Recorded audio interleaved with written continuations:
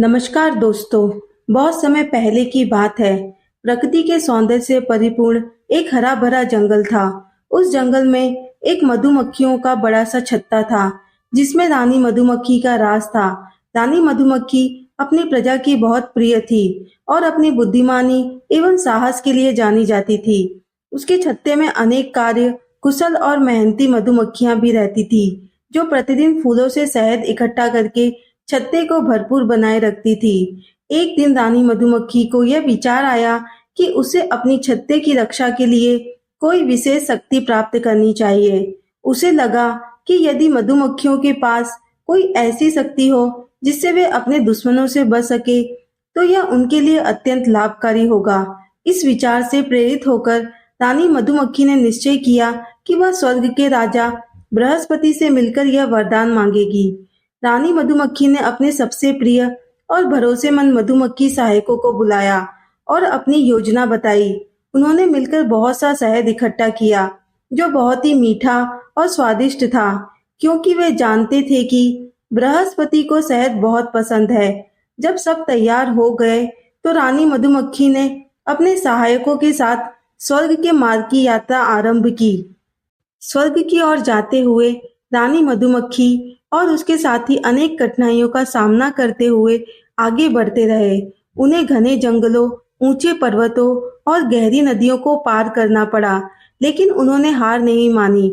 अतः वे स्वर्ग के द्वार पर पहुंचे, जहां पर सुंदर और अद्भुत दृश्य थे।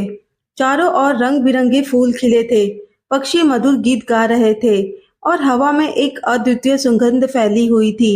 रानी मधुमक्खी और उसके साथियों ने बृहस्पति के महल की ओर प्रस्थान किया। महल के द्वार पर पहुंचकर उन्होंने देखा कि वहां पर देवताओं का एक बड़ा समूह खड़ा है। रानी मधुमक्खी ने विनम्रता से बृहस्पति के दर्शन की अनुमति मांगी। देवताओं ने उसकी भक्ति और उद्देश्य को देखकर उसे अंदर जाने की अनुमति दे दी। जब रानी मधुमक्खी बृहस्पति के समक्ष पहुंची, तो उसने अदब से बृहस्पति को प्रणाम किया और मीठा शहद भेंट किया। बृहस्पति उसकी भक्ति और निष्ठा से बहुत प्रसन्न हुए।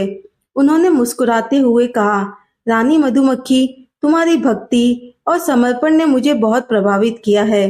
अपनी इच्छा बताओ और मैं उसे पूरा करूंगा। रानी मधुमक्खी ने नम्रता से कहा, हे प्रभु, कृपया मुझे यह वरदान दे कि मैं और मेरी प्रजा के सदस्य सभी को तेज और विषैली डंक मार सके। इससे हम अपने दुश्मनों से सुरक्षित रहेंगे और अपने छत्ते की रक्षा कर सकेंगे। यह सुनकर बृहस्पति को बहुत आश्चर्य और क्रोध आया। उन्होंने कहा, रानी मधुमक्खी, तुम्हारा यह अनुरोध बहुत ही अनुचित है। मैं सभी जीवों से प्रेम करता हूँ और उनकी भलाई चाहता हूँ। यदि तुम्हें यह शक्ति मिल गई, तो तुम अनावश्यक रूप से दूसरों को हानि पहुंचाओगी। रानी मधुमक्खी ने उत्तर दिया, हे प्रभु, मेरा उद्देश्य किसी को हानि पहुंचाना नहीं है, बल्कि अपने छत्ते और प्रजा की रक्षा करना है। यदि हमें यह शक्ति मिलेगी, तो हम अपने दुश्मनों से सुरक्षित रह सकेंगे। बृहस्पति ने गहरी सांस ली और सोच में पड़ गए। कुछ क्षणों के बाद उन्होंने कहा, ठीक है रानी मधुमक्खी, मैं तुम्हें यह शक्ति प्रदान करूंगा, लेकिन एक शर्त पर। तुम्हारे और तुम्हारी प्रजा के हर सदस्य को यह ध्यान रखना होगा कि जब वे किसी को डंक मारेंगे, तो वे स्वयं भी मारे जाएंगे। इस प्रकार तुम अपनी शक्ति का उपयोग केवल तब करोगी जब वास्तव में आवश्यक हो। रानी मधुमक्खी ने इस शर्त को स्वीकार किया और बृहस्पति ने उसे वह शक्ति प्रदान कर दी। रानी मधुमक्खी ने बृहस्पति को धन्यवाद किया और अपने छत्ते की ओर लौट गई। छत्ते में पहुंचकर रानी मधुमक्खी ने अपनी प्रजा को बृहस्पति के वरदान और शर्त के बारे में बताया। सभी मधुमक्खियां यह सुनकर खुश हुई कि अब वे अपने दुश्मनों से सुरक्षित रहेंगी, लेकिन साथ ही उन्हें इस बात का भी ध्यान रखना होगा कि वे अपनी शक्ति का उपयोग सोच समझकर करें।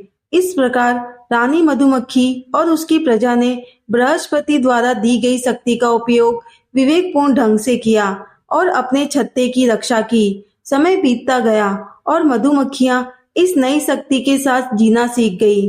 वे समझ गई कि वे अपनी शक्ति का सही उपयोग कैसे करना है और इस प्रकार उन्होंने अपने छत्ते को सुरक्षित और संरक्षित रखा। यह कहानी हमें यह सिखाती है कि शक्ति और अधिकार का उपयोग सोच समझकर और जिम्मेदारी से करना चाहिए। हमें अपने उद्देश्यों को स्पष्ट रखना चाहिए और यह सुनिश्चित करना चाहिए कि हमारे कार्यों से किसी को अनावश्यक हानि ना हो। बृहस्पति की शर्त ने रानी मधुमक्खी और उसकी प्रजा को यह महत्वपूर्ण सीख दी कि शक्ति का उपयोग केवल आवश्यकता अनुसार और विवेकपूर्ण तरीके से करना चाहिए। दोस्तों, इस प्रकार रानी मधुमक्खी और उसकी प्रजा ने अपने छत्ते की रक्षा करते हुए सुख और समृद्धि के साथ अपना जीवन व्यतीत किया। उनकी भक्ति, साहस और बुद्धिमानी ने उन्हें एक नई दिशा दी और उन्होंने यह सीख ली कि सच्ची शक्ति और महानता का सही मायने क्या होता है। जय हिंद दोस्तों।